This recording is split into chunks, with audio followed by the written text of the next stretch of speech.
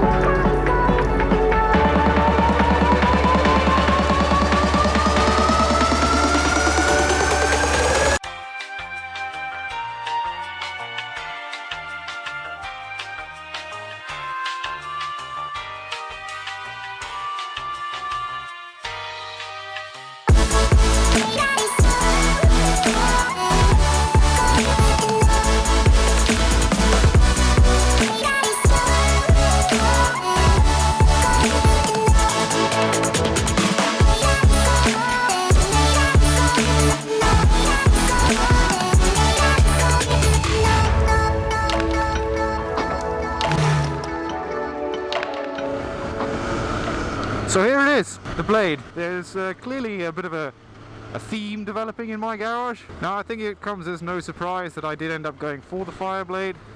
I tested it, I fell in love with it. I did say I would take other things into consideration. Once I decided that I was going to go with the 1000cc superbike sort of class, the options are numerous. I get through here, yes.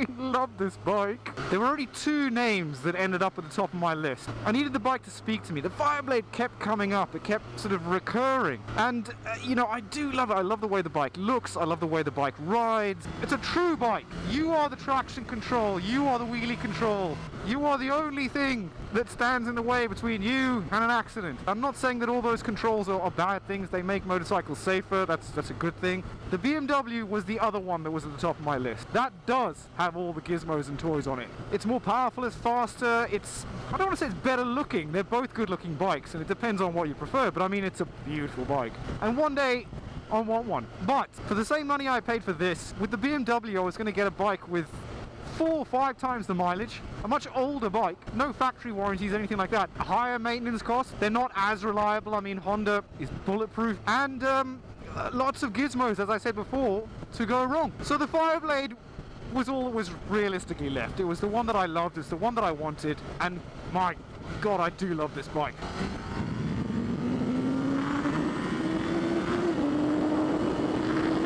The eagle-eyed amongst you will have noticed something that I complained about on the test ride, and it's that. It's the analog clock.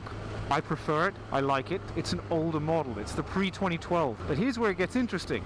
It's a 2016 plate. What happened with this bike was a dealership went bust. This particular bike ended up in a warehouse, and it was only sold brand new for the first time in March 2016. So when I bought it, it had a little over 3,000 miles on the clock, a factory warranty up until March 2018, and it was basically brand new. Love that slipper clutch. Now, as I mentioned in that update video, this fairy tale is not without its own little twist. Third time, fourth time out maybe. I'd barely just taken delivery of the bike. I crashed it. Absolutely gutted. Fortunately, no broken bones, just a very, very badly bruised hip and a bit of a gammy shoulder for a while, but I was fine. I was wearing the right gear.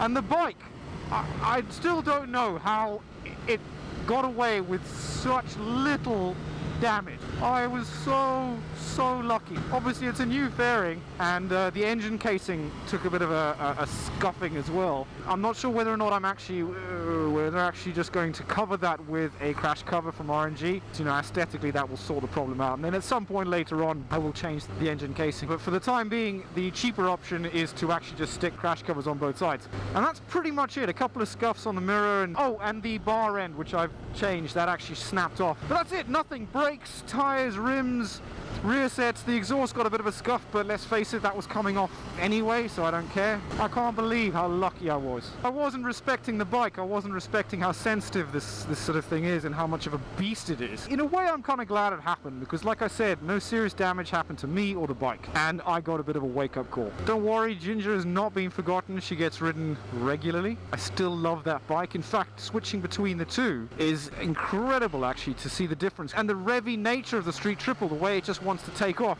from low down. This, I mentioned in the review video that I did, or the test ride, it's very sedate, especially without a louder exhaust on it. It's kind of got a softer feeling to it low down. But the line between being in that sedate, calm point with the bike and for it to bite your head off is a very fine line, and so you can get yourself into trouble very, very quickly. You have to respect this bike. And as I said, no driver aids, so you know, when you get it wrong, you get it wrong. Having said all of that, I love this bike. I'm really glad I went for it.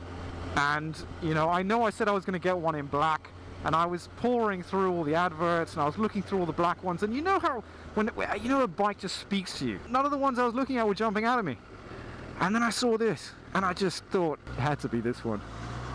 Welcome to Ginger 2.0. So that's it. Until next time, it's been the Bath Biker. Ride safe, look after yourselves. Bye bye.